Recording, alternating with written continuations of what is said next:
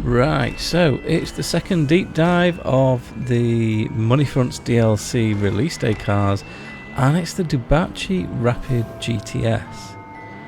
And yeah, I mean the car's good, so we will get to the ways that it's good, but there's one big thing we need to talk about first, and that's the front. Yeah, it's not great. I mean, the rest of the car's kind of okay, but oh no, we've had an accident. Is it any better now? No, still ugly. Right, and this is my problem with this car. We will come back to the car. The car is actually really good, and it's probably one that is actually worth picking up. But the job they've done on the model of this is absolutely goddamn awful. And in the same week where they produced the G80 M3, I don't know how to describe it. So let's go over to this week's video sponsor. Hey, did you know that people who get this paperclip from Ootiem this week will get this also? Hey, no way. A Vantage? A real Vantage? Yes, a real Vantage just for you. What? So it looks just like this one? Yes, that's it exactly. Identical in every detail. That does kind of look a little different. No, it's definitely the same.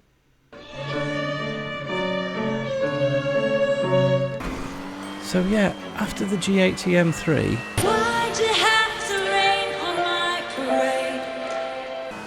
and yeah, that's right, I'm setting Tay-Tay on you. That's how serious this is. I'm setting Taylor Swift on you. I don't care. Because you set the bar so high with the G80 M3 that to come back and do this to an Aston Martin, I mean, well... This is why we can't have nice things, darling. Because you break them, I had to take them away. This is why we can't have... So maybe we need to not concentrate on the negatives, and obviously, reading between the lines, you might have noticed that one of the things that I perceive as a negative would be the looks and the way they've modelled it. However, one thing that isn't negative is the way this thing drives. Now, like all of the cars with this DLC, for some reason they're all absolutely awful in stock trim, but as soon as you start putting some upgrades on them, they really start to come to life, and this is probably the best one for that, because the upgrades absolutely transform it. And on this track, it is incredible. So this is a brand new track. This is one that JP has just finished, so there is a link to this track in the description. This is JP's Oulton Park. Now, I wish I'd have known that this was going to be ready, because I would have loved to have used this for the BMW video. But do you know what? Aston Martins do a lot of GT racing, so it's still a solid track for an Aston. And it really is a really good track. It's a technical track, and it's a lot of fun. Absolutely one to bookmark and race. And remember, there's a link in the description for that. And the car itself on the track is brilliant, but it is actually brilliant on the road as well. It's really quick. It's got good handling. It's nice and controllable. It's everything we probably would have wanted from this car. But I don't think it's going to be very popular, because it's just so goddamn ugly. Why did they have to make it so ugly? Now, I appreciate they have to change some things. So you can see the bottom, if you look at the original Vantage that it's based on, the lights follow the curve of the kind of lip spoiler, so they don't want to make it look too much like it. But you look at the Sentinel, it's almost indistinguishable. They copied all of the good things about the G80 M3 and brought them across to the Sentinel. With this, they seem to have looked at all the good things of the Aston and thought, do you know what? No, we don't need that. I know the grille's quite dramatic, but no, we don't need that. Let's put a crap one on. And we know that back end, that's quite dramatic and stylish, but no, let's not bother with that. Let's just make it sort of roughly the same shape, and that'll do. And that's the problem with this. It seems very much that'll do. Whereas the G80 had effort, this absolutely didn't. Now, this is normally where I do a top speed test, but as you can see, I made a complete mess of that. But it was a really good lap, so I've let the lap stand, and what I've done is I've gone back afterwards, I've done another lap that wasn't quite as quick, but I did get the straightforward, decent top speed test in, and the results of that are here. So this is how long it took to do the standing mile, and this is the average speed it's managed to achieve over this 1 mile section that I used to check the top speed. So how do I go about doing a final review on this car?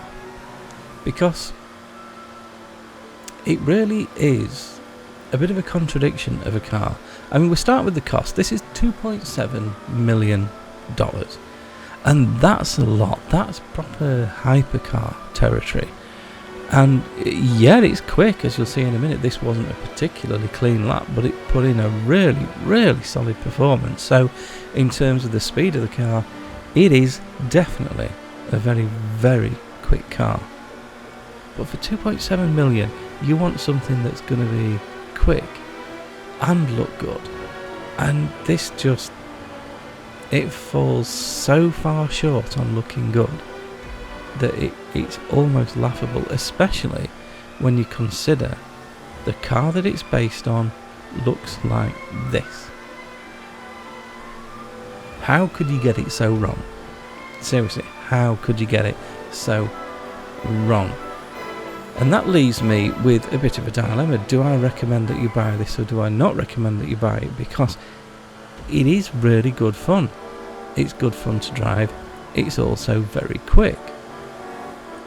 And when you look at the other cars that are in the same part of the lap table as this, they all do cost about the same. You've got the Torero XO at 2.9 million, you've got the Emirates at 2.7 million, and you've got this for 2.7 million.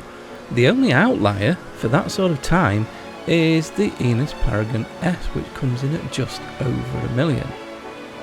So if it's bang for your buck that you want, and if you're early in the game and you don't have a huge amount of money, and you want something, you want one of the fastest non-HSW cars out there for as cheap as you possibly can, then the answer to that is easy. It's the Enus Paragon S.